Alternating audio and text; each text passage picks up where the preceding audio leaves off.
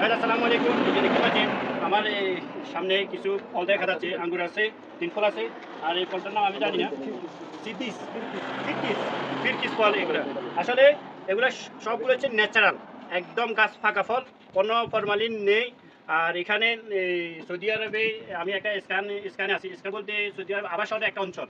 এটা নতুন একটা অঞ্চল। এখানে কিছু আমরা একটা এরিয়াতে গেছি, 5,500 ঘর সরকারের অনুদান দিচ্ছে।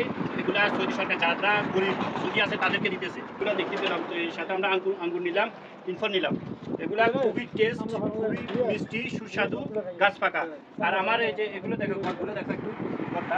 আর আমার পিছনে যে দেখতে পাচ্ছেন, এটা হচ্ছে মাটির ঘর। সৌদি আরবে ঐতিহ্যবাহী সে মাটির ঘরগুলা যারা 2000 আগের যারা ছিল, তারা এই ঘরগুলো তৈরি করছে, মাটির ঘর।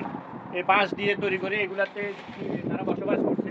তো এই স্মৃতি হিসাবে সৌদি সরকার এগুলো ভাঙে নাই, এগুলো রেখে দিছে, স্মৃতি হিসাবে রয়ে গেছে। আর আসলে সৌদি আরবে আসলে আবাস শহরটা যারা এগুলো উপভোগ করতে চান অবশ্যই আবাস শহরে আসবেন। আবাস শহরে বিভিন্ন এই অঞ্চল আছে, এগুলো ঘুরে দেখবেন, খুবই ভালো লাগবে, খুবই ভালো লাগবে।